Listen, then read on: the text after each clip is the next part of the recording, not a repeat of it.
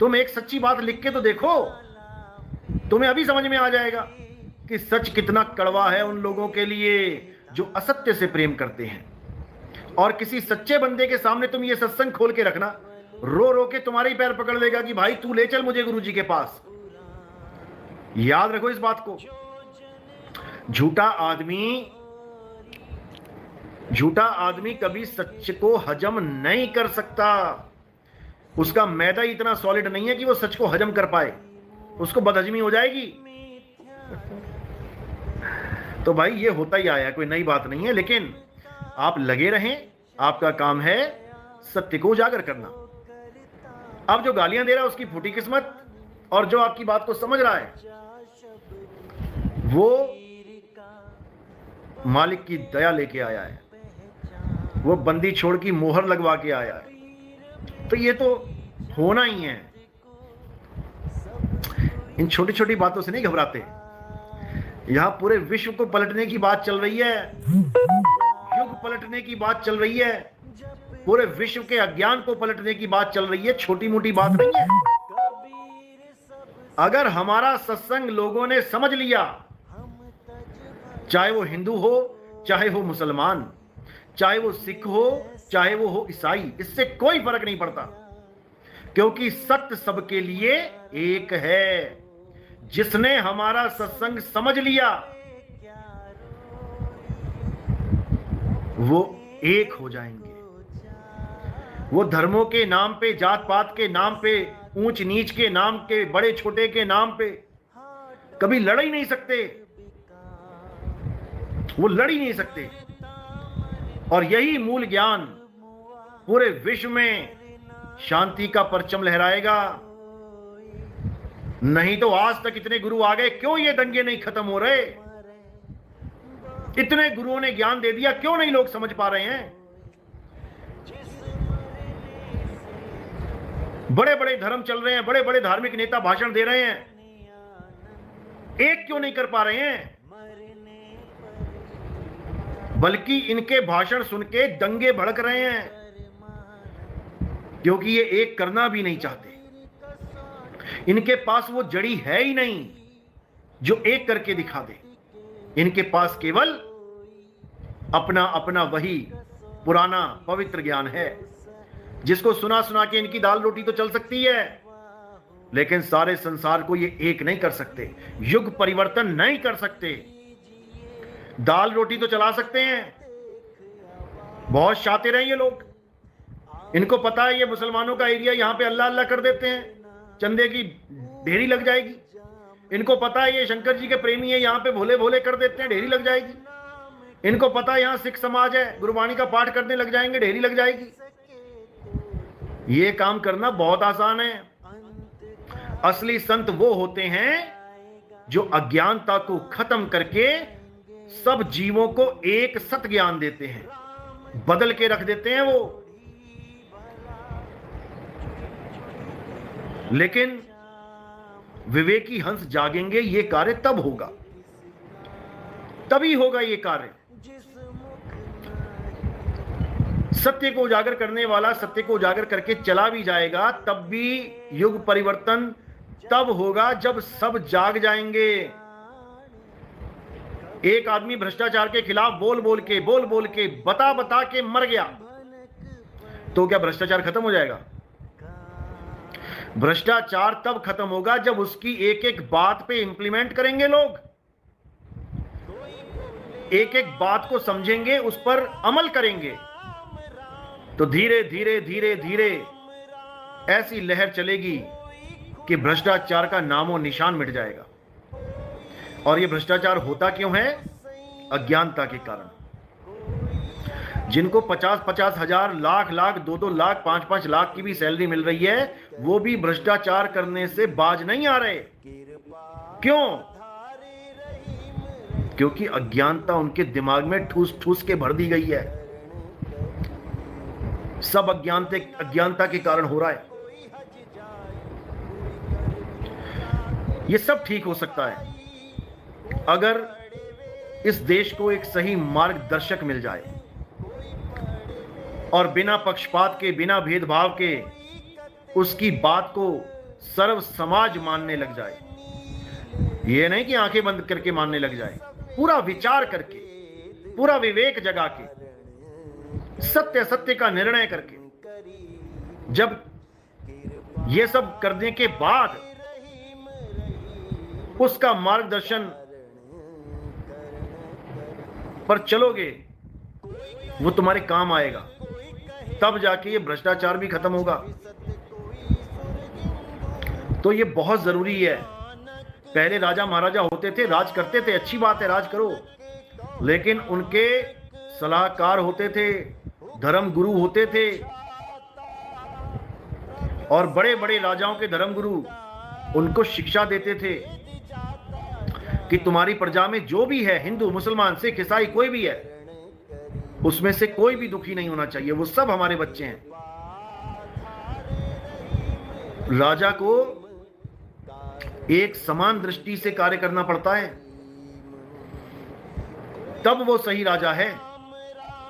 अगर वो पक्षपात करने लग जाए, वो राजा किसी काम का नहीं है, उसको राजा मानना भी नहीं चाहिए। वो राजा नहीं है, वो पक्षपाती है। जैसे राजा पक्षपाती नहीं चाहिए, वैसे ही गुरु भी पक्षपाती नहीं चाहिए। कोई कहे हम तो हिंदू हैं, हम तो केवल हिंदुओं के बारे में सोचेंगे। क्यों भाई? ये मुसलमानों को ब्रह्मा जी ने नहीं बनाया क्या? सिखों को ब्रह्मा जी ने नहीं बनाया क्या? ईसाइयों को ब्रह्मा जी ने नहीं बनाया क्या? जब सब ब्रह्मा जी की उत्पत्ति है, तो तुम कौन होते हो भेदभाव करने वाले? फिर कहते हो ये राक्षस हैं, हम देवता हैं। रावण को जब मारा गया, राम ने मारा रावण को? मारा था क्या रावण को? क्या राम के अस्त्र शस्त्र रावण को मार पाए? कमेंट में लिखो जरा, देखे कितने ज्ञान अर्जित किया आज तक। क्या राम जी ने रावण को मारा? राम है क्या, रावण है क्या? पहले तो ये भी लिख देना साथ में। ये नहीं, बिल्कुल सही। हमारे सत्संग सुन के ये पीले भेषधारी बाबा लोग कहने लगे हैं कि हे जीव, भगवान के दिव्यास्त्र में भी इतनी ताकत नहीं कि वो तुझे मार सके, तो भगवान के दिव्यास्त्र में इतनी ताकत कहां से आ गई कि वो रावण को मार सके? जब एक आम जीव को नहीं वो मार पा रहा दिव्यास्त्र, इन लोगों के कहने के अनुसार, जो कॉपी करके हमारा ज्ञान बोल रहे हैं, तो 10 बार शंकर जी को गला काट के चढ़ाने वाला रावण, उसको ये कैसे काट सकता है भाई? कौन सा अस्त्र शस्त्र रावण को काट सकता है? नहीं काट सकता। राम जी ने रावण को नहीं मारा, राम के कपड़ों ने रावण के कपड़ों को फाड़ा। ना तो राम जी आज तक कभी मरे, ना जन्मे, ना रावण कभी मरा और जन्मा। ये दोनों ही नित्य हैं। हे अर्जुन, हम और तुम शरीर नहीं हैं, हम और तुम आत्मा हैं। इस आत्मा का ना तो कभी जन्म होता है, ना ही इस आत्मा की कभी मृत्यु होती है। तो जब आत्मा का जन्म और मृत्यु नहीं होती और हम और तुम शरीर नहीं है, तो रावण और राम शरीर कैसे हो गए? वो भी आत्मा ही है, और ना ही उनका कभी जन्म हुआ है, ना ही उनकी कभी मृत्यु। इस भ्रम से बाहर निकल आओ मेरे भाइयों, निकल आओ। और जो तुम रावण को जला रहे हो, अमृतसर में रावण को जलाने गए थे, धुंध में ट्रेनों की पटरियों पे खड़े होकर तमाशा देख रहे थे रावण का। अगले दिन पूरी दुनिया ने उनका तमाशा देखा। 2 ट्रेनें एक साथ आ गईं और गाजर मूली की तरह काट के रख दिया लोगों को। अगर इन लोगों को पता होता कि राम ने कभी रावण को मारा ही नहीं, तो ये कभी वहां जाते ही नहीं और उनके प्राण बच जाते। और सबसे बड़ी बात कि रावण को जलाने का कभी आदेश था ही नहीं। राम ने जब रावण को शरीर को नष्ट किया, अभी रावण मरा नहीं था। राम जी ने लक्ष्मण जी को आदेश दिया कि हे लक्ष्मण, जाओ उस महान ज्ञानी से, उस महान विद्वान से कुछ ज्ञान अर्जित करके आओ। आग लगा के नहीं आओ कि तीर मार के, आग लगा के, पटाखे फोड़ के मन गई दिवाली दशहरा।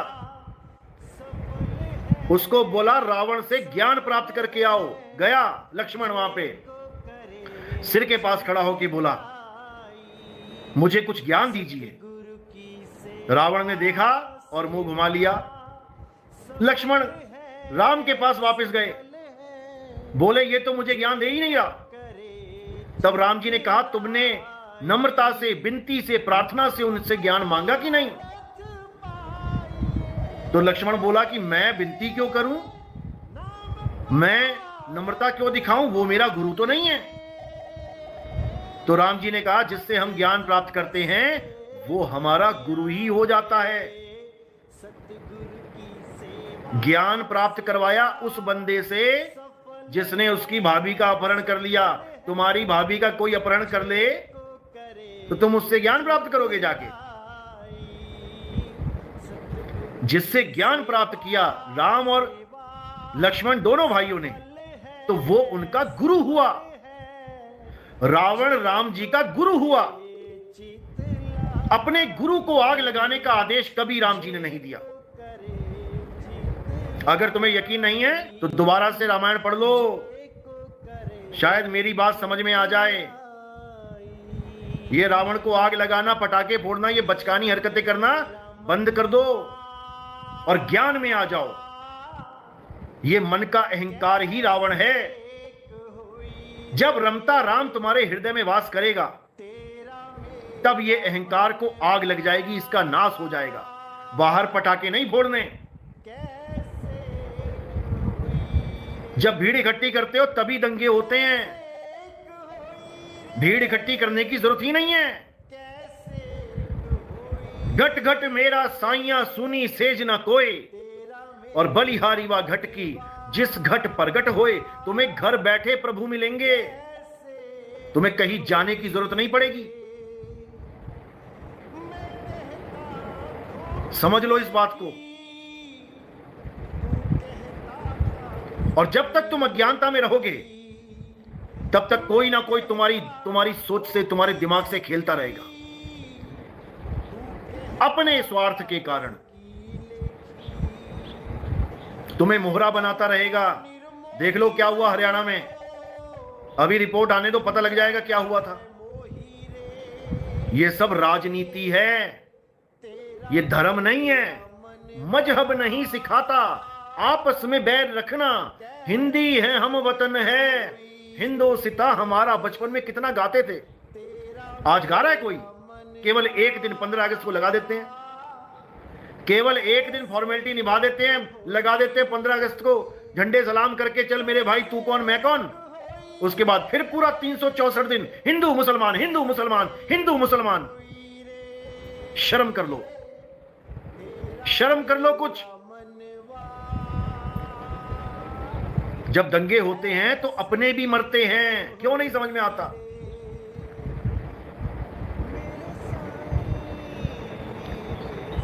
भाई तुम्हें ज्यादा प्रॉब्लम है, तुम ज्ञान से हराओ। मुसलमान भाइयों को प्रॉब्लम है हिंदुओं से, आ जाओ ज्ञान चर्चा कर लो। हिंदू भाइयों को प्रॉब्लम है मुसलमानों से, आ जाओ ज्ञान चर्चा कर लो। लेके आओ तुम अपने ग्रंथ, हम अपने ग्रंथ लेके आते हैं, देखते हैं कि कौन सा ग्रंथ, कौन से धर्म का ग्रंथ हमारा कल्याण करेगा। और जो ग्रंथ हमारा कल्याण कर सके उसको हम अपना लेंगे, उसको हम अपना लेंगे। आओ तो सही कि तलवारें निकाल के गर्दनें काटने से प्रचार होता है।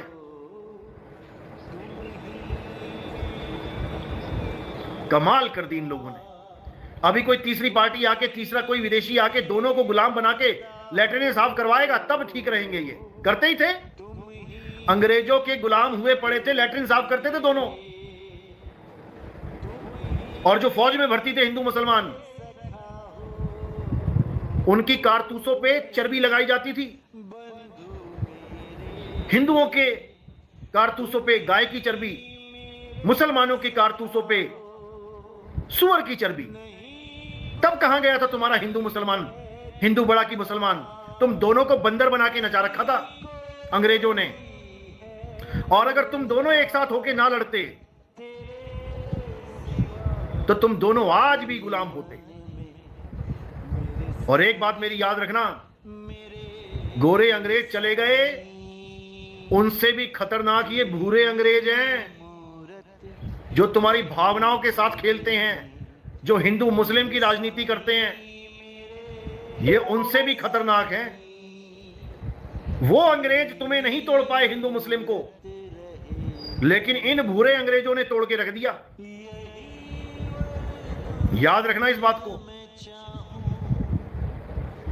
अभी भी कुछ नहीं बिगड़ा है, संभल जाओ, ज्ञान में आओ, ज्ञान को समझो, तभी कल्याण होगा।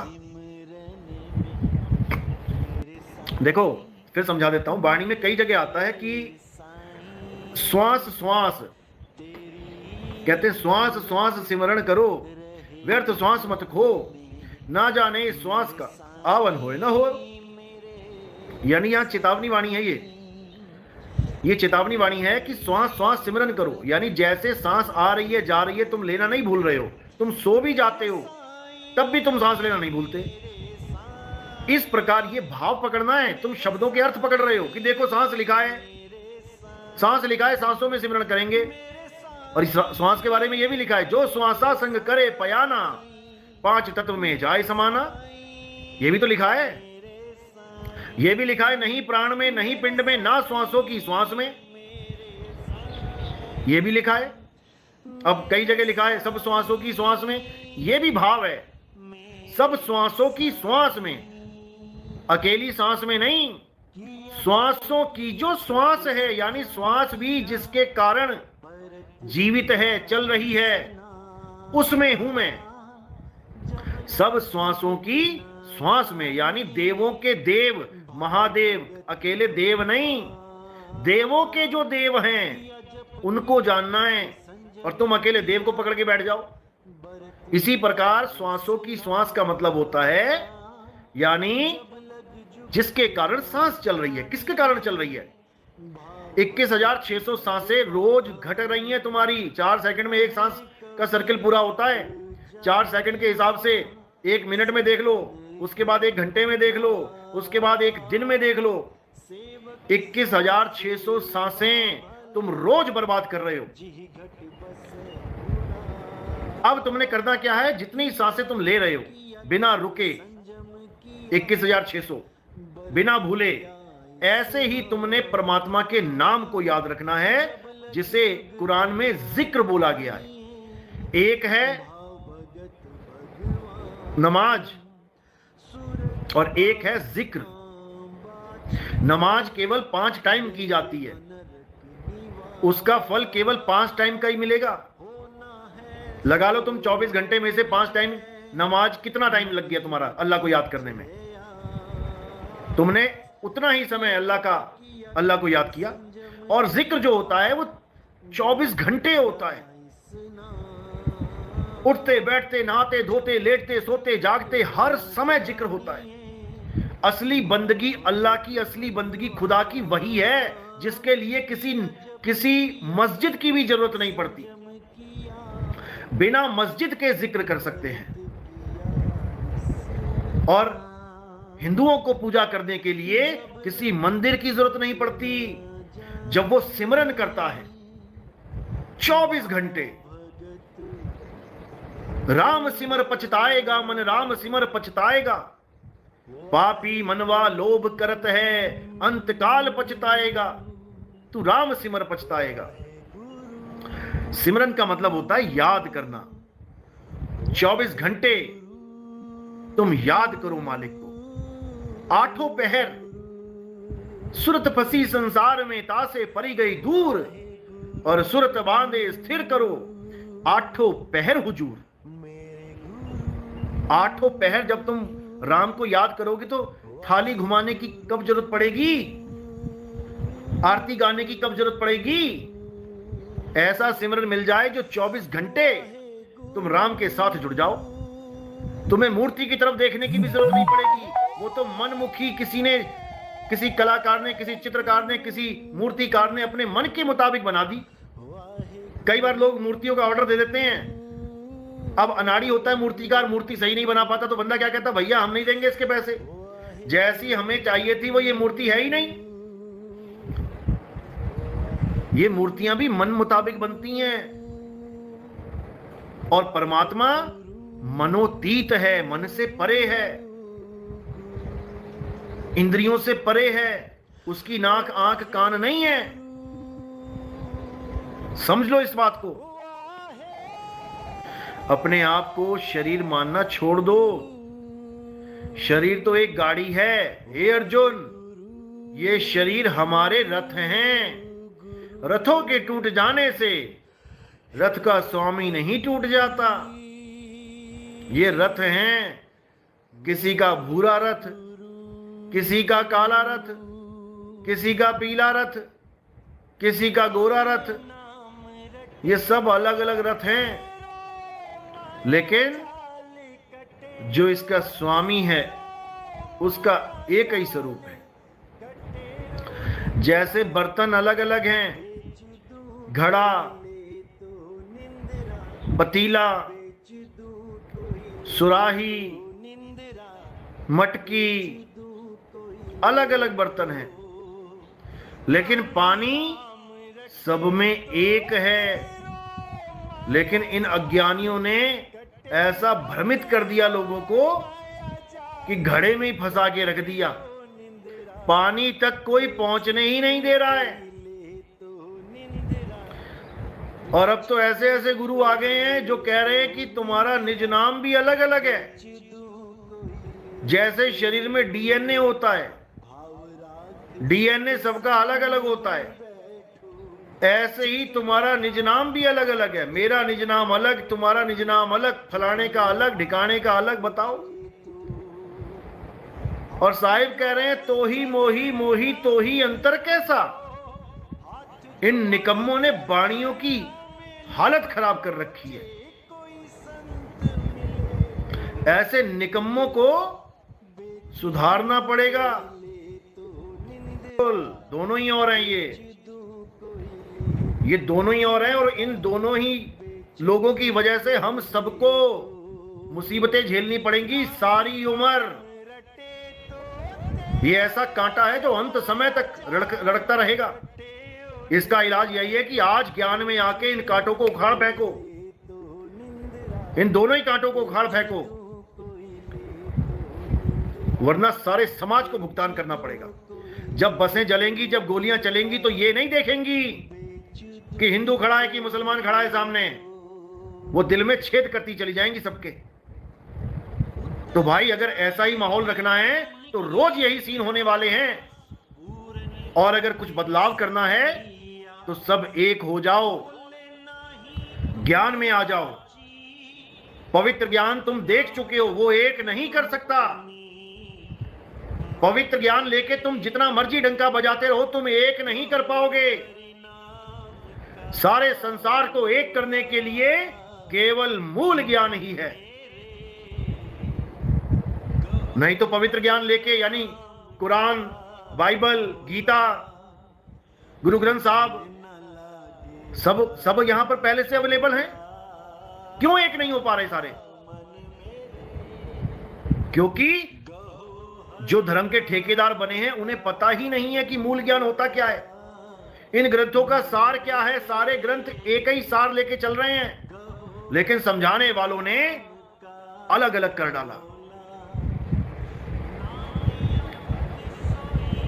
लेकिन अगर सब जनता जाग जाए, हर ग्रंथ के सार को समझने लग जाए, तो मेरे भाई वो दिन दूर नहीं है जब भारत देश में से इन दंगों का नामो निशान मिटा दिया जाएगा।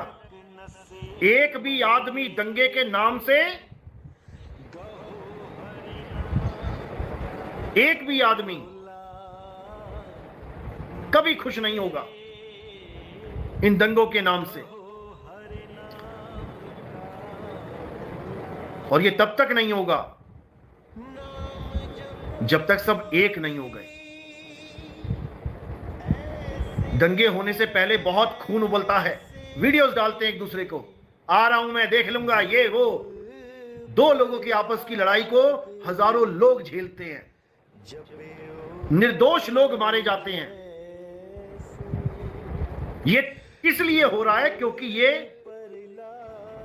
पवित्र ज्ञान अज्ञानता में रह जाते हैं। जिस दिन मूल ज्ञान का डंका घर घर में बच गया। ये किसी को मूर्ख नहीं बना पाएंगे।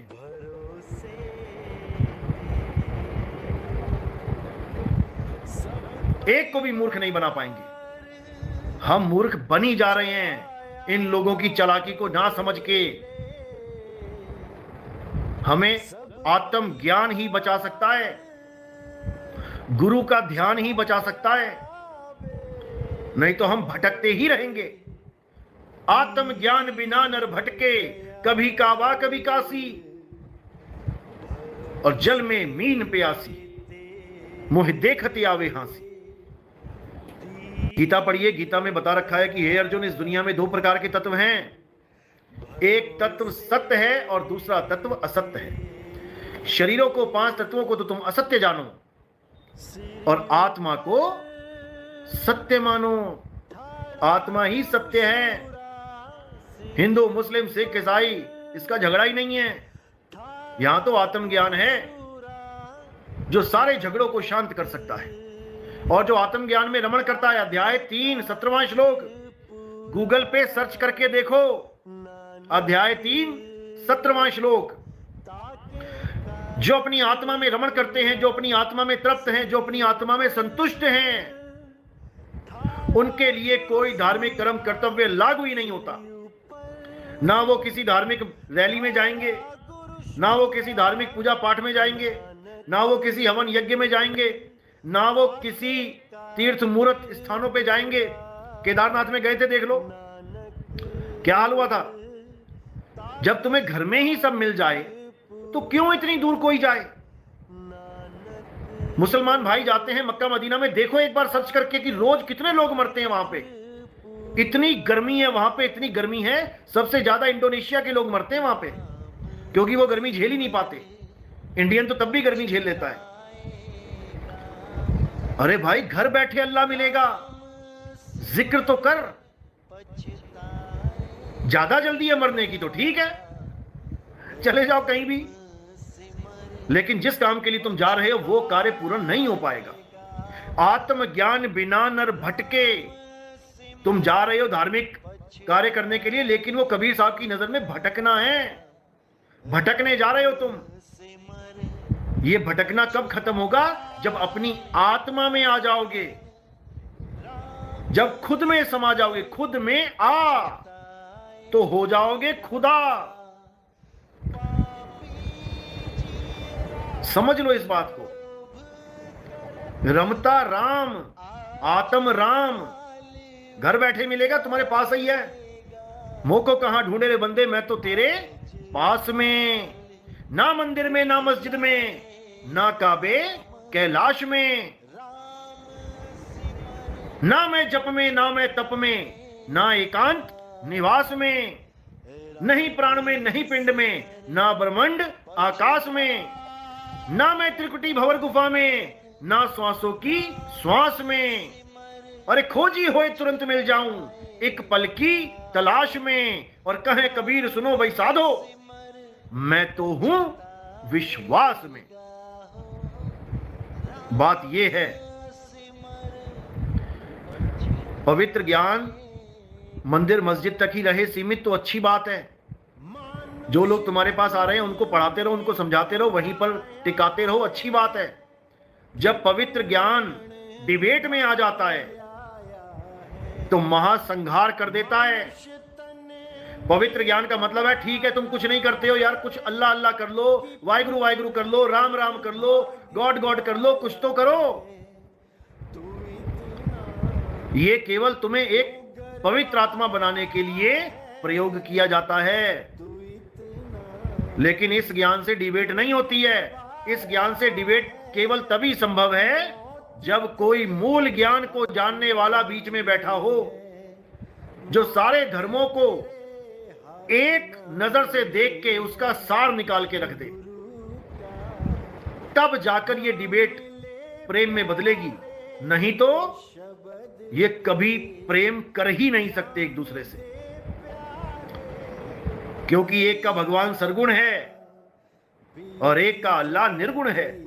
ये सरगुण निर्गुण द्वंद्व पसारा, द्वंद्व यानी द्वंद्व युद्ध। पहले द्वंद्व युद्ध होते थे, भीम का और दुर्योधन का द्वंद्व युद्ध हुआ था। निर्गुण सरगुण द्वंद्व पसारा, इन दोनों के झगड़े होते ही आए हैं और कयामत तक होते ही रहेंगे, एक हो ही नहीं सकते। सरगुण निर्गुण द्वंद्व पसारा, दोनों पड़ गए काल की धारा, दोनों ही बर्बाद हो गए। अच्छी तरह समझ लो, बार बार नहीं मिलेगा कोई समझाने वाला।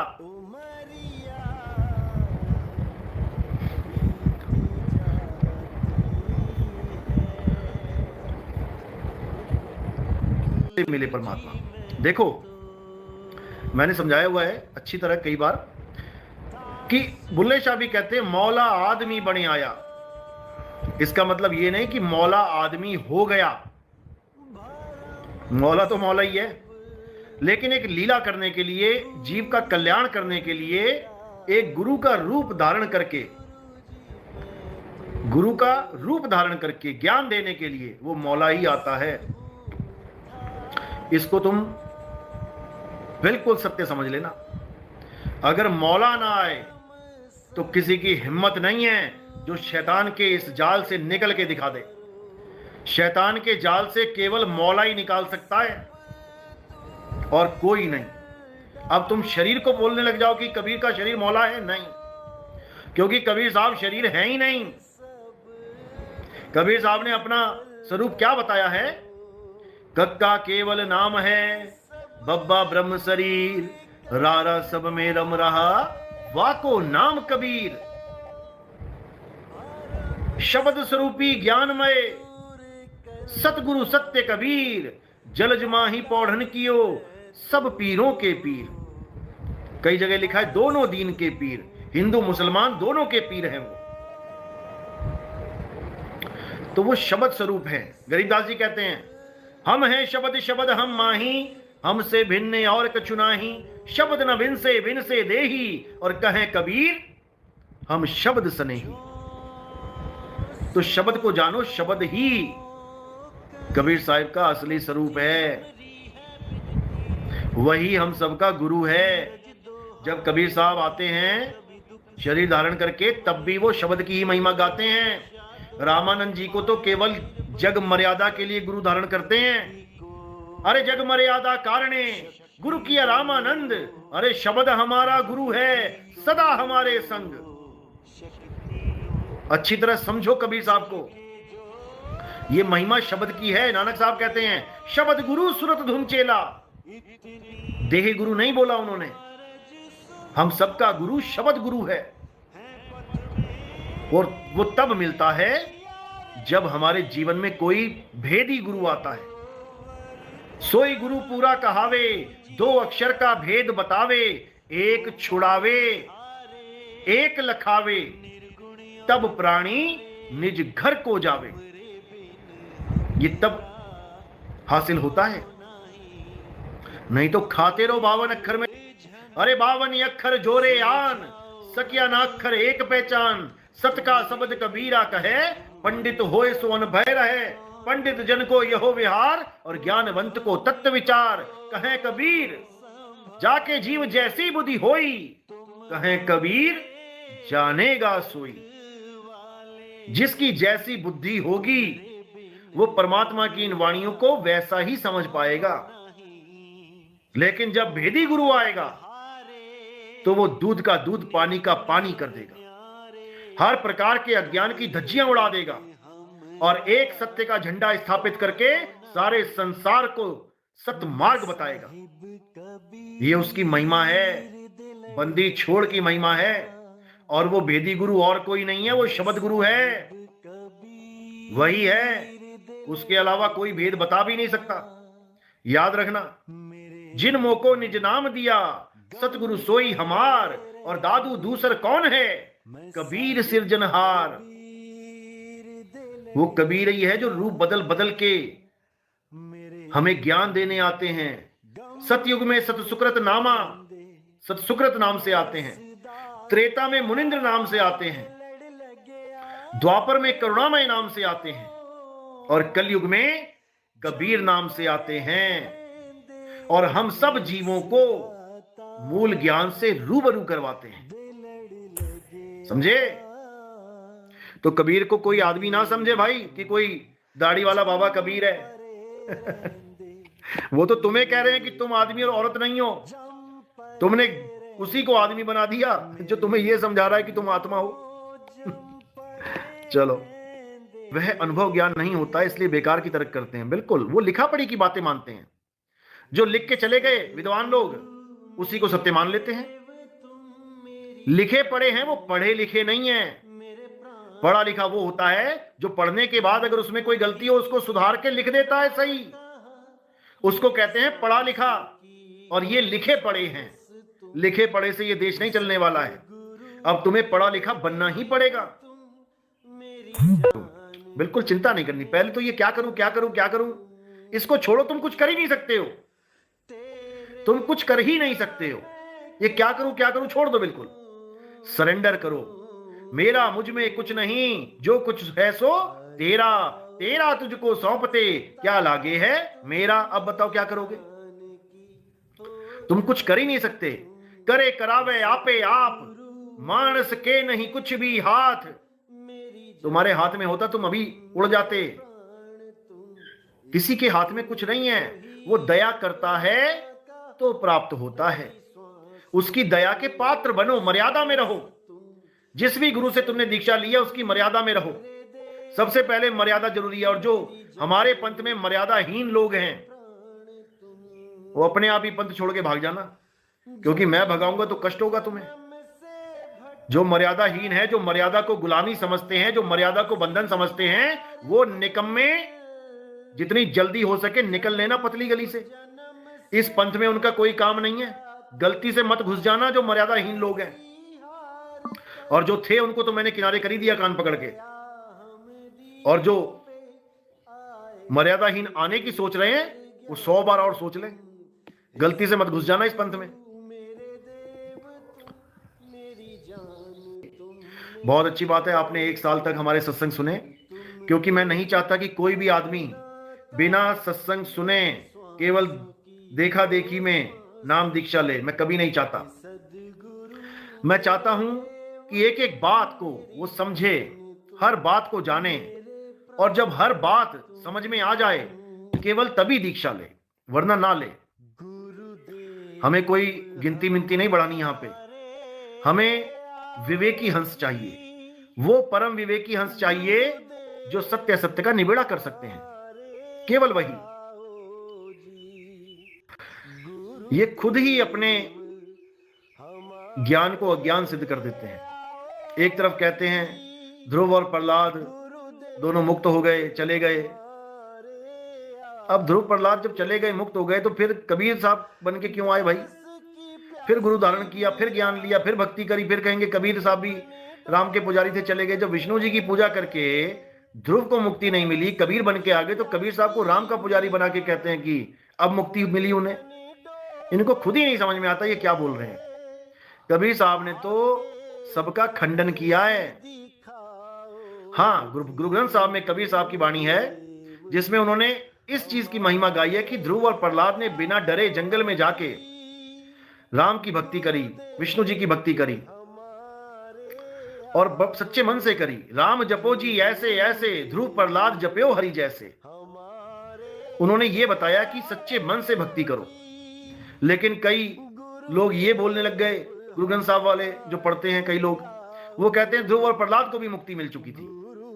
ध्रुव प्रहलाद भी सत्य ज्ञान को जानते थे। अरे भाई, नारद मुनि ने उनको दीक्षा दी थी, तो नारद मुनि को मुक्ति कब मिल गई? पता नहीं क्या कर रहे हैं, समझ में नहीं आता। अगर ऋषि मुनियों को मुक्ति मिल जाए तो संतों को, सदगुरुओं की जरूरत ही क्या है? कबीर साहब को आने की जरूरत क्यों पड़ रही है? बार बार आ रहे हैं, समझा रहे हैं। ऋषि मुनि लोग मंत्र देते हैं, मंत्र जपे हैं ध्रुव प्रहलाद ने। संत आते हैं मंत्र छुड़वाने के लिए। एक छुड़ाए एक लखाए, तब प्राणी निज घर को जाए। बात ये है। चलो ये कहानियां हैं, जितनी मर्जी खींचते रहो। इंद्र को भी अब क्या बताएं। इंद्र ने अपने गुरु की हत्या की थी, उसको ब्रह्म हत्या लग गई थी। देवों के जो गुरु थे उसकी हत्या करी थी इंद्र ने, देवताओं के राजा ने, जिनको आप सोचते हो कि हमारे धर्म के मूल क्या हैं, देवता हैं। हिंदू धर्म के मूल क्या है, देवता हैं। देवताओं के राजा ने अपने गुरु की हत्या कर रखी है, ब्रह्म हत्या लगी पड़ी है। बताओ,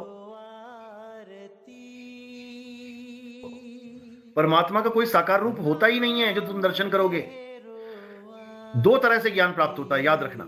अगर इस दुनिया में कोई ऐसा संत नहीं है जो सच्चा ज्ञान दे रहा है, तो परमात्मा ही आते हैं ज्ञान समझाने के लिए, और सबके पास नहीं आते, केवल एक को चुनते हैं, उसको ज्ञान समझाते हैं। अब उसके द्वारा लाखों दियों को जगा दिया जाता है। जैसे आप दिए जलाते हो दिवाली में, आपकी माचिस की जो तीली होती है, जब आप जलाते हो तो एक दिए को जला लेते हो या एक मोमबत्ती जला लेते हो। माचिस की तीली से मोमबत्ती जली, अब उस माचिस की तीली को, जली हुई तीली को आप साइड में रख देते हो। अब आप मोमबत्ती उठा के अगली मोमबत्ती से जलाते हो, उसके आगे फिर जलाते हो, फिर मोमबत्ती से ही मोमबत्तियों को जलाते चले जाते हो, जलाते चले जाते हो।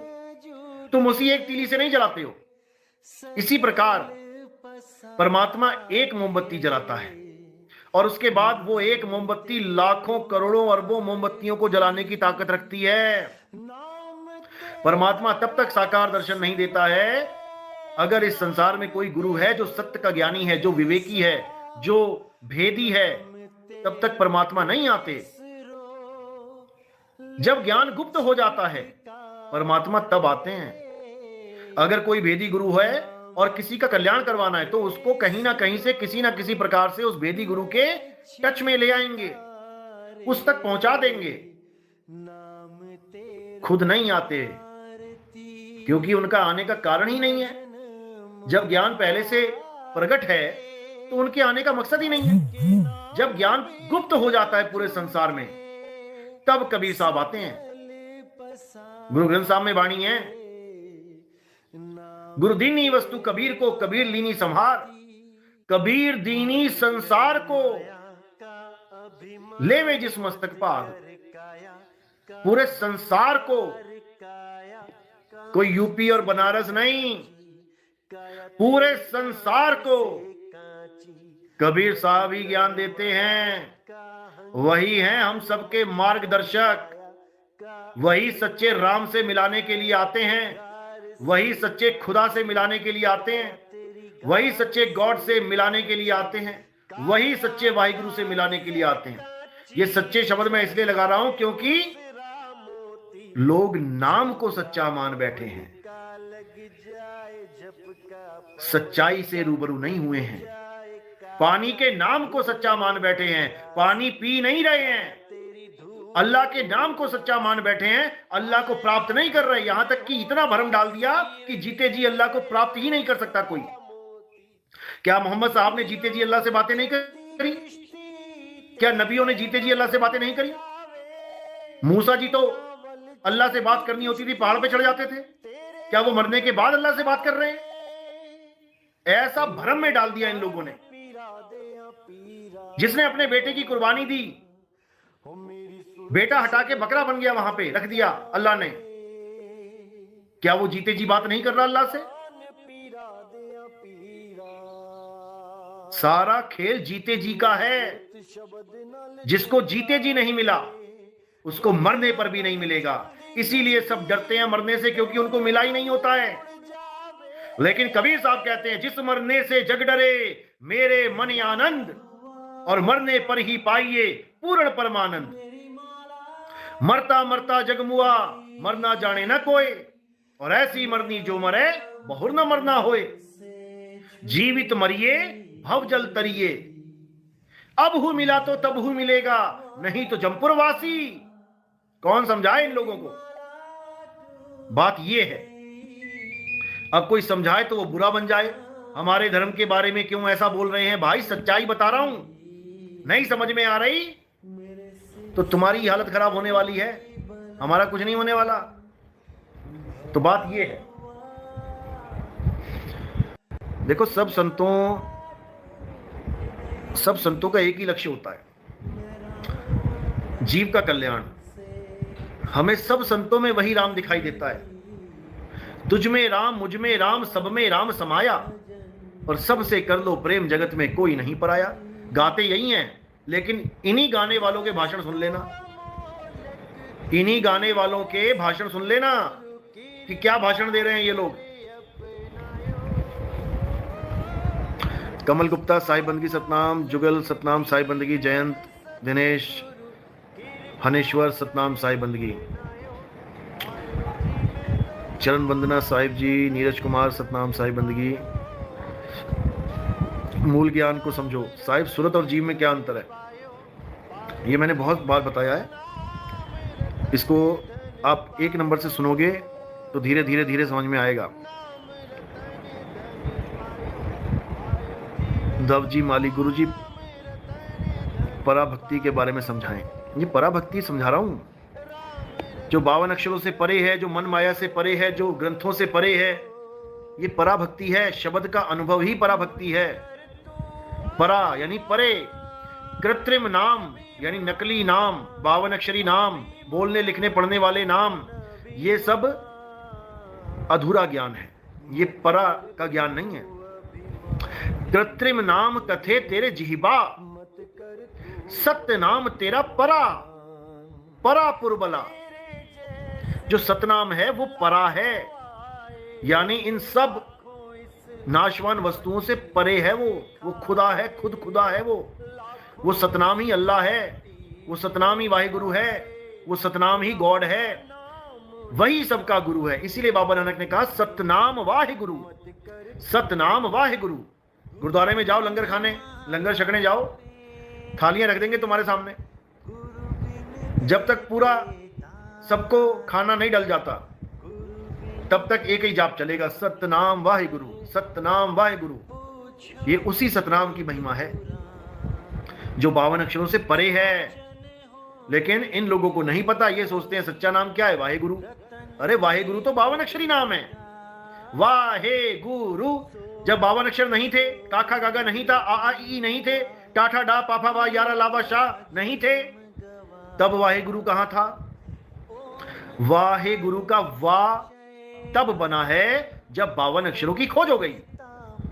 वाहेगुरु का हा तब बना है जब 52 अक्षरों की खोज हो गई।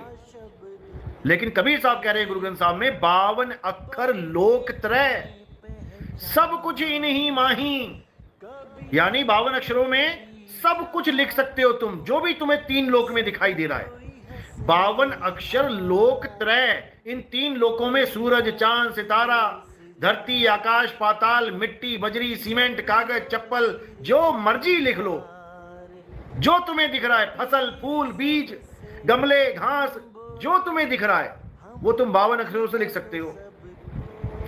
52 अक्षर लोक त्रय, सब कुछ इन्हीं माही, ये अक्षर खिर जाएंगे, ये अक्षर खिर जाएंगे, खत्म हो जाएंगे, वो अक्षर इनमें नहीं। समझे?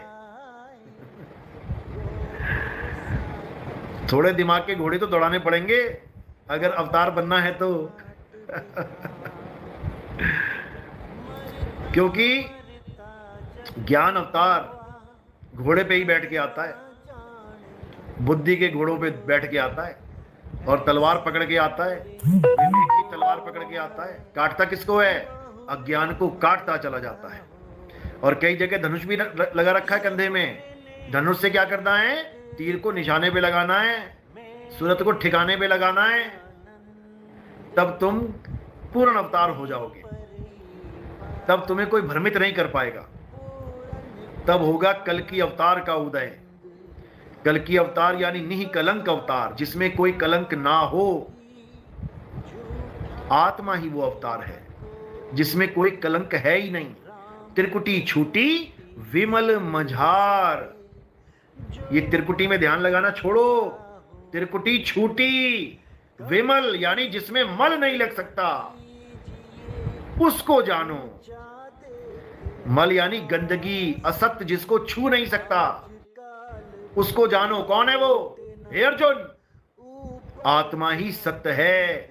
आत्मा को ना तो कोई शस्त्र काट सकता है, ना अग्नि जला सकती है, ना वायु सुखा सकती है, ना जल भिगो सकता है। ये आत्मा को छू भी नहीं सकते। अच्छी तरह समझ लो, घोट के पी जाओ, तब समझ में आएगी मेरी बात। पंथ को समझ रहा हूं। कबीर दास आके मिलते हैं संतों को, क्या आपको भी मिले थे?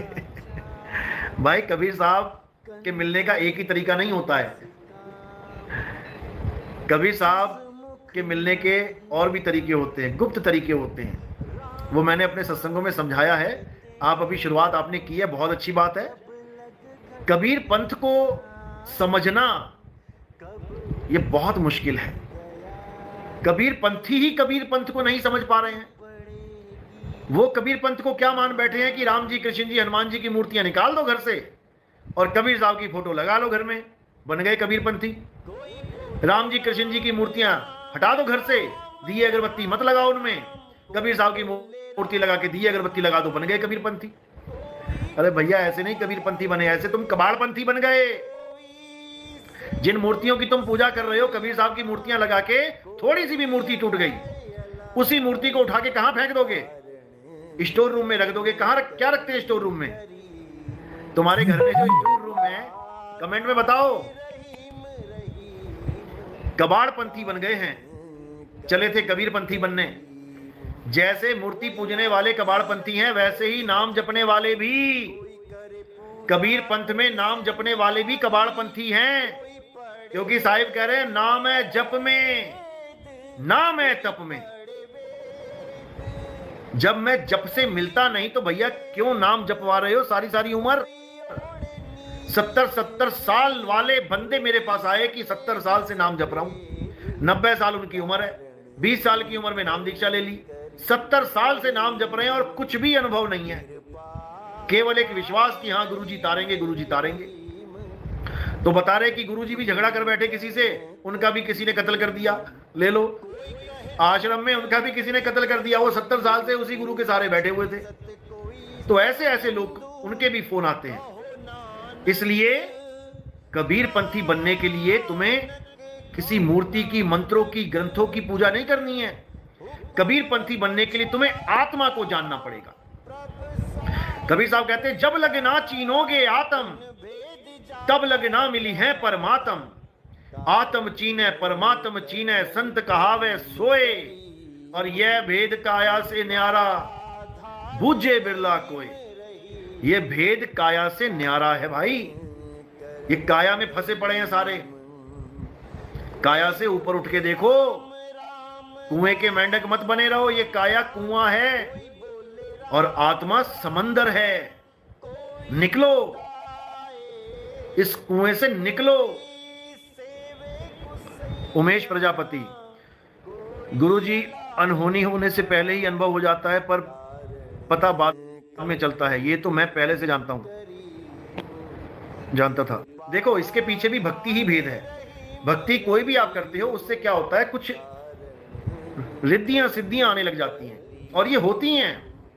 कोई एक आदमी नहीं है, कई ऐसे आदमी जो कहते हैं 2 दिन बाद जो चीज होने वाली होती है वो हमें पहले ही पता लगने लग जाता है कि कुछ होने वाला है, कोई दुख आने वाला है। ये पुरानी भक्तियां हैं तुम्हारी, जो तुम्हें ये बता देती हैं। लेकिन इसमें उलझना नहीं है।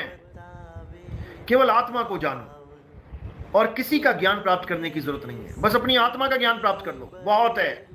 उसी एक को साधने पे सब सध जाएंगे। एक साधे सब सधे, सब साधे सब जाए। माली सींचे मूल को, ये फूल पात घाए। एक आत्मा को जान लो, बस सबकी पूजा हो जाएगी। अरे निबेड़ा कहें कबीर, सुहंस है मेरा। अब देखो पढ़े लिखे का क्या मतलब होता है। इन्होंने लिखा है जल चेतन का करे निबेड़ा। अब अगर लिखा पढ़ा कोई होता, कहता नहीं यहां तो जल लिखा है, जल और चेतन इसका निबेड़ा करना है। पढ़ा लिखा वो होता है जिसने पढ़ा, अच्छा जल लिख दिया गलती से जड़ की जगह, कोई बात नहीं, मैं जल बोलूंगा नहीं, मैंने जड़ ही बोला। तो ये पढ़े लिखे लोग होते हैं। और लिखे पढ़े कौन होते हैं? देखो इसमें लिखा है जल चेतन, हम जड़ चेतन कैसे माने? लिखा है जल चेतन। तो विवेक को बढ़ाना है और मूल ज्ञान को जानना है। मूल ज्ञान पवित्र ज्ञान से बिल्कुल उसी तरह अलग है जैसे आज तक हमें यह पढ़ाया गया कि सूरज पूरब से उगता है और पश्चिम में ढलता है। Sun rises from the east and sun sets in the west. यह हमें बचपन से पढ़ाया गया है। अब कितना सच लगता है हमें? पूरा सच लगता है। लेकिन जब हम मूल ज्ञान में आते हैं, हमें नासा में जॉब मिल गई। अब नासा ने हमें कहां टांग दिया? 2000 किलोमीटर ऊपर, जहां धरती के घूमने का कोई प्रभाव ही नहीं पड़ रहा और तुम्हारा कैमरा सीधा सूर्य को देख रहा है। अब तुम इंतजार कर रहे हो, यार सुबह के 4 बज गए, सूरज उग नहीं रहा, उगा ही हुआ है। शाम के 8 बज गए, ये ढल नहीं रहा है। समझे? सूरज ना कभी उगता है ना कभी ढलता है। सूरज स्थिर है, प्रकाशमान है, वो लगातार जल रहा है। उगने और ढलने के चक्कर में नहीं पड़ता वो। हमारी पृथ्वी घूम रही है, इसलिए हमें दिखना बंद हो जाता है। हमें दिखना बंद हुआ, अमेरिका में दिखना शुरू हो गया, इसीलिए वहां दिन है, यहां रात है। पूरे 12 घंटे का फर्क है। यहां सुबह के 10 बजेंगे, वहां रात के 10 बजेंगे। यहां रात के 12 बजेंगे, वहां दिन के 12 बजेंगे। सत्य का स्वागत विरोध से ही होता है। जो विवेकी पुरुष होते हैं वो सत्य को स्वीकार करते हैं और प्रेम करते हैं, और जो अविवेकी होते हैं वो सत्य का विरोध करते हैं। याद रखो। और बहुत सी चीजें होती हैं, आश्रमों के विवाद, झगड़े, बहुत कुछ होता है। जिसको अच्छा लगता है वो अच्छा बोलता है, जिसको कोई बुरा लगता है वो बुरा बोलता है। हमें इस झगड़ों में नहीं पड़ना चाहिए, नहीं तो ये अनमोल जीवन इंसान चोला कितने दिनों के लिए भाई? नहीं तो इसी में ये जीवन निकल जाएगा, झगड़े करते, लफड़े करते, निंदा चुगली करते। किसी का कोई भला होने वाला नहीं है। हम तो कहते हैं अगर कोई हमारा विरोधी है, हमारे खिलाफ वीडियो बनाता है, अगर किसी को लगता है कि वो सच्चा है तो उसके पास चले जाओ, उसके पास जाके ज्ञान ले लो। अगर उसके पास कोई ज्ञान है ले लो भाई, हमें कौन सा हम मना कर रहे हैं। लेकिन ज्ञान को जानो, किसी से भी ज्ञान ले लो भाई, ज्ञान को समझो। तुम्हारा कल्याण कोई शरीर नहीं कर सकता, तुम्हारा कल्याण ज्ञान करेगा। और ज्ञान में भी केवल मूल ज्ञान। ये नहीं कोई कहे मुझे सृष्टि रचना पता है, मैं तुम्हें सृष्टि रचना बता दूंगा। ठीक है भैया बता दे, उससे क्या हो जाएगा? ना तो अनुभव होगा किसी की कहीं सुनी बात सुनने से। किसी ने करंट के बारे में मुझे बता दिया, अरे वहां पर 25,000 50,000 का करंट है, सुन लिया मैंने, तो लग गया क्या? लग गया क्या? किसी के कहने बताने से कुछ नहीं होता। जब उस चीज का तुम्हें अनुभव होगा, मुक्ति तुम्हारी तब होगी, कल्याण तुम्हारा तब होगा। कहा सुनी की है नहीं, देखा देखी बात, और दुल्हा दुल्हन मिल गए, फीकी पड़ी बारात। ये बारात लेके बैठे हैं, जितनी मर्जी लंबी कर लो बारात, जब दूल्हा दुल्हन नहीं मिले। बारात तुम ले आओ 500 बाराती और दूल्हा दुल्हन मिले ही नहीं, दुल्हन ही भाग गई। अब तुम्हारी बारात क्या करेगी? या दूल्हा भाग गया। जब दूल्हा दुल्हन मिले ही नहीं तो बारात का अचार डालोगे? जब तुम्हें अनुभव हुआ ही नहीं तो ज्ञान का अचार डालोगे? भले तुम्हें 100 सृष्टि रचना पता लग जाए हर ग्रंथ की, जब तुम्हें अनुभव ही नहीं हुआ उसका, दूल्हा दुल्हन मिले ही नहीं, तो बारातियों की सेवा करते रहोगे क्या? ऐसे मूर्खों को कोई नहीं समझा सकता। ऐसे मूर्खों को वक्त समझाता है। जब पिछवाड़े पे पूंछ लगा देता है ना, और कुमार के घर में ढेचू ढेचू करता वो पहुंच जाता है वो, और पीछे से पड़ते डंडे, आगे से मिलती है सूखी घास, तब याद आता है कि हे मेरे परमात्मा, जो मुझे अनमोल जीवन मिला था उसको मैंने निंदा चुगली में, झूठ फरेब में बर्बाद कर दिया। मालिक एक जन्म और बख्श दो, इंसान चोला बख्श दो, नहीं तो गधा, गधे के बाद सुअर, सुअर के बाद बैल, बैल के बाद हालत खराब हो जाएगी भाई, हालत खराब हो जाएगी। समझ लो अच्छी तरह। गुरुजी निरंकार में और मूल ज्ञान में देखो, निराकार और निरंकार इन दोनों में भी फर्क है। निराकार का मतलब है जिसका कोई आकार नहीं, और निरंकार जो है वो संज्ञा है, वो परमात्मा के लाखों नामों में से एक नाम दिया गया है। तू सदा सलामत निरंकार। निरंकार कह लो, आत्मदेव कह लो, एक ही बात है। निराकार कह लो या ब्रह्म कह लो, एक ही बात है। समझे? सत्संग सुनो एक नंबर से, हर चीज समझ में आएगी। चलो, क्या इसी को श्राप कहते हैं? बिल्कुल बिल्कुल, यही लगते हैं जाके श्राप। इसलिए किसी का मन तो कभी दुखाओ ही मत। झापड़ मार ले कोई, वो सही है, ले भैया मार ले, थोड़ी देर कष्ट होगा, खत्म होगी कहानी। अगर कोई श्राप दे दे, कोई दिल से बद्दुआ दे दे, बहुत बुरी लगती है। इसलिए आज तक तुमने जिसके भी दिल दुखाए हैं, किसी का भी दिल दुखाया है, तो कान पकड़ के माफी मांग लेना मरने से पहले। ये शरीर छोड़ने से पहले कान पकड़ के माफी मांग लेना, नहीं तो मौत भी ऐसी नसीब होगी कि हालत खराब हो जाएगी। मर भी नहीं पाओगे सही से, शरीर छोड़ नहीं पाओगे सही से। अगर दिल में ये बोझ लेके चले गए कि मैंने इतना गलत किया उसके साथ, जिसके साथ भी गलत किया है, कान पकड़ के माफी मांग लेना। छोटे नहीं हो जाओगे, लेकिन माफी मिल जाएगी, बेकसूर हो जाओगे। अगर उसने माफ कर दिया तो कुछ नहीं जाता माफी मांगने में। सच्चे दिल से माफी मांगो, बल्कि वो हैरान हो जाएगा कि इसको कब से अकल आ गई। माफी भी मांगो और सत्संग भी पकड़ा दो कि भाई तू भी सुन ले, तेरा भी कल्याण हो जाए। समझे? चलो, कमेंट्स का प्रचार करते रहें।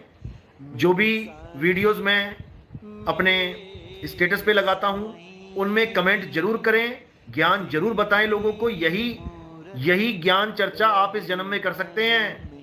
इंसान चोले में ही आप किसी को समझा सकते हैं, बता सकते हैं, महिमा गा सकते हैं। इंसान चोला निकल गया तो राम कहने को भी तरस जाओगे, श्याम कहने को तरस जाओगे, अल्लाह वाहिगुरु कहने को तरस जाओगे। समझे?